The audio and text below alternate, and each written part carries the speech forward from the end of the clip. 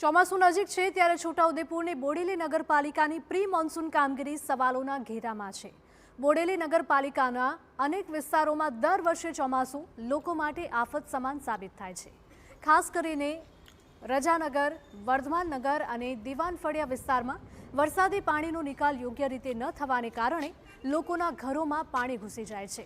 આ વિસ્તારોમાંથી પસાર થતી કુદરતી કોટર અને વરસાદી પાણીના માર્ગોની યોગ્ય સાફ સફાઈ ન થતી હોવાના કારણે પાણીના પ્રવાહમાં અવરોધ આવે છે। ઘણી જગ્યાએ હજુ પણ જાળી ઝાંખરા અને કચરો જોવા મળી રહ્યો છે, જેના કારણે વરસાદી પાણીનો માર્ગ સાંકડો થયો છે।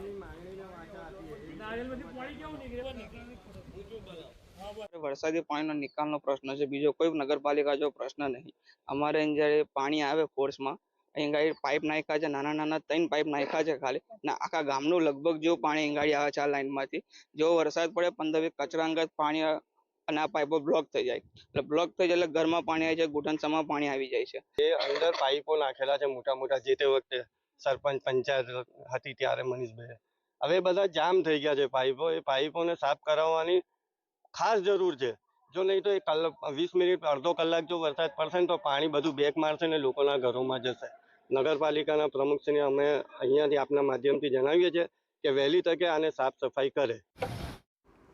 ભૂતકાળમાં બોડેલીના લોકોએ વરસાદી આફતમાં પાણી ભરાવાની સમસ્યાનો સામનો કર્યો છે, જે લોકો આજે પણ ભૂલ્યા નથી। થોડા કલાકના વરસાદમાં જ અનેક મકાનમાં પાણી ઘૂસી જાય છે। અનાજ, ઘર વખરી સહિતના સામગ્રી વરસાદના પાણીમાં ડૂબી જાય છે। ત્યારે સ્થાનિકોનો આરોપ છે કે દર ચોમાસે લોકોને હાલાકી ભોગવવી પડે છે। પાલિકા તંત્ર કામ કરવાની ખાતરી આપે છે, પરંતુ સ્થિતિમાં કોઈ સુધારો નથી થતો। પાણીના નિકાલ માટે યોગ્ય વ્યવસ્થા કરવા માટે સ્થાનિકોની માંગ છે।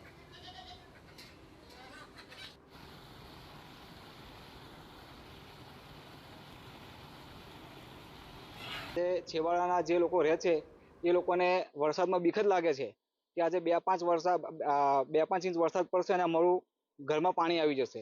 આજે છેવાડાની વાત કરું તો હું દિવાન ફળિયામાં રહું છું। દિવાન ફળિયામાં અમે કેટલા વર્ષોથી જોઈ રહ્યા છે કે થોડોક બી વરસાદ પડે અને પાણીનો ભરાવ થઈ જાય છે। લોકોને બીક લાગે છે કે ભરાઈ જશે અને અમે ડૂબી જઈશું। તો નગરપાલિકાને અમારે એ જ કહેવાનું છે કે જો પ્રી મોન્સૂનની કામગીરી ચાલુ કરવાની હોય તો વહેલાસર કરી અને આ જે કોતરોમાં જે દબાણ છે એ હટાવી અને એનો રસ્તો સાફ કરે।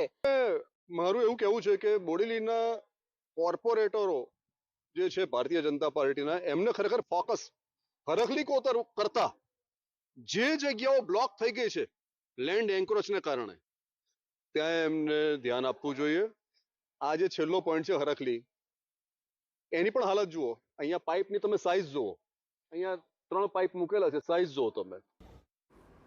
નગરપાલિકાના ચીફ ઓફિસરનો દાવો છે કે કોતર 2 કિલોમીટર લાંબી છે અને જેસીબી મશીનથી સફાઈની કામગીરી પ્રગતિમાં છે। આગામી 10 દિવસમાં સાફ સફાઈની કામગીરી પૂર્ણ થશે।